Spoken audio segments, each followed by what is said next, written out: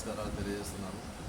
ఈరోజు మేము మా ఇటుకబట్టి యజమాని పెద్దపల్లి ఇటుకబట్టి యజమానులు ప్రెస్ మీట్ యొక్క ముఖ్య ఉద్దేశం ఏమిటంటే నిన్నటి రోజున బీఆర్ఎస్ పార్టీకి సంబంధించిన నాయకుల ముందు ఇక్కడ చెరువు మట్టి తీసుకెళ్లడం జరుగుతుంది. ఇటుకబట్టి యజమానులు వాళ్ళు మట్టి మాఫియా, ఎండాకాలం వచ్చిందంటే వాళ్ళు మట్టి తీసుకెళ్తారు అని చెప్పేసి ఈ నిన్నటి రోజున వాళ్ళు మమ్మల్ని ఆరోపించడం జరిగింది.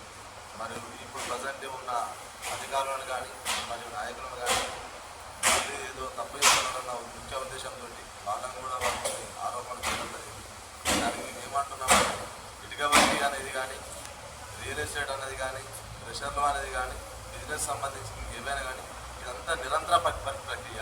ప్రతి సంవత్సరం కానీ ప్రతి 5 సంవత్సరాల తర్వాత కానీ ఇప్పటికీ బిజినెస్ నడుస్తూనే ఉంటుంది.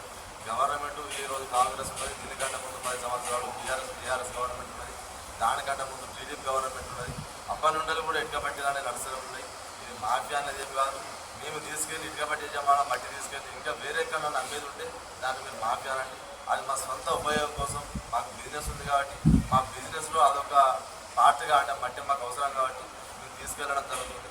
మీరు దీన్ని ఎట్టి పరిశ్రమ మాత్రం మట్టి మాఫియా అని మమ్మల్ని బాధించే విధంగా మీరు ఇలాంటి మాటలు అనగానే ఈ రోజు నేను ఒకటి చెప్తున్నాం, ప్రత్యక్షంగా మీకు రాజకీయంగా మీరు ఏమైనా ఆరోపణలు చేసుకోవాలనుకుంటే పబ్లిక్ సంబంధించి ఎన్నో రోడ్ల గురించి కానీ వివిధ పేద ప్రజల గురించి కానీ ప్రభుత్వ పథకాల గురించి కానీ వీటికి సంబంధించి ఎన్నో సమస్యలు అక్కడ ఉన్నాయి. వాటిని ఎత్తి చూపండి.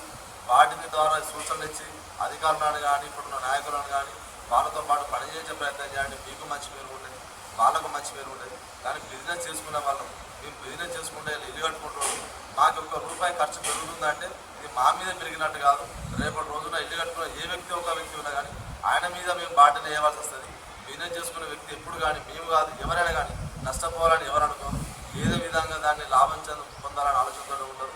మేము ఎక్కడ కూడా ఇక్కడ మట్టికి మేము దీంట్లో తప్పు చేసే విధంగా మేము తావిస్తలేము.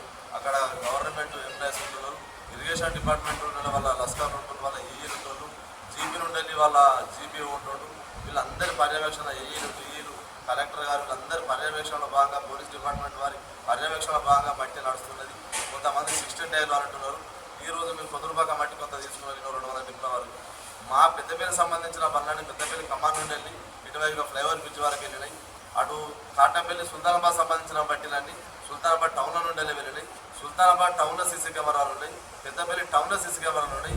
ఎక్కడ ఒక్క బండి 14 టైర్ బండి కానీ 16 టైర్ బండి కానీ ఒక్క బండి లోడ్ బండి కనుక మీరు చూపించినట్టయితే మీ ఆరోపణ నిజమని చెప్పేసి అని ఒప్పుకుంటున్నాం. అప్పుడు మమ్మల్ని మాఫియానండి ఇక్కడ ఏదో అవినీతి జరిగిందని చెప్పేసి అండి దానికి మేము ఒప్పుకుంటున్నాం. కానీ మీరు ఇవన్నీ ఏమి చూడకుండా బట్టి ఆరోపణ దయచేసి చేయకండి, మమ్మల్ని ఇబ్బంది పెట్టకండి. మేము బిజినెస్ చేసుకుంటున్నాం కాబట్టి మేము ఇద్దరికి అంటే ఎవరు మాకు శత్రువు కాదు, ఎవరు మాకు మిత్రులు కాదు అన్న ఉద్దేశంతో ఉన్నాం. సరే ఎవరికి ఓటు హక్కు అనేది ఎవరికి వాళ్ళ స్వేచ్ఛగా ఉంటుంది కాబట్టి ఎవరు ఏ పార్టీకైనా వేయచ్చు, ఎవరు ఏ పార్టీ తరఫున ఉండవచ్చు. ఇట్లాంటి విషయాలను మమ్మల్ని ఇబ్బంది పెట్టదని మరొకసారి తీసుకుంటున్నాను. అదేవిధంగా మేము అధికారులకు కానీ ఇక్కడ నాయకులకు కానీ ఎక్కడ కానీ మేము ఎవరికి డబ్బులు ఇవ్వలేదు, డబ్బులు ఇచ్చి మేము పని చేసుకోలేదు.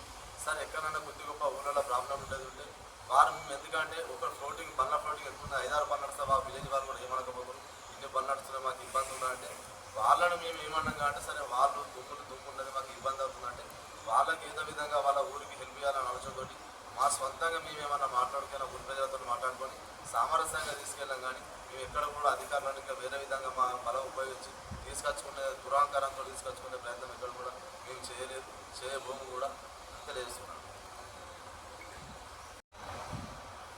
అదేవిధంగా మీరు గమనించాలి, ఈ యొక్క కాంగ్రెస్ పార్టీకి సంబంధించిన వ్యక్తుల ఇటుక బట్టీలలో ఎవరు మట్టి పోసుకోలేదు. బీఆర్ఎస్ పార్టీకి సంబంధించిన వాళ్ళకి కూడా కొంతమంది ఇటుక బట్టీలు ఉన్నాయి, వారికి కూడా మట్టి పోతుంది. మరి వాళ్ళు ఎవరి డబ్బులు ఇచ్చారు ఎందుకు ఇచ్చిన వాళ్ళు కూడా చెప్పాల్సిన అవసరం ఉన్నది.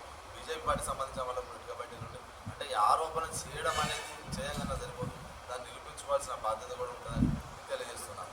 మీ నాయకులకు మట్టి వస్తుందా వస్తలేదా, మట్టి పోసుకుంటుందా పోసుకుంటలేదా, ఏకపక్షపాతంగా కక్ష ధోరణితో సాధించాలనుకుంటే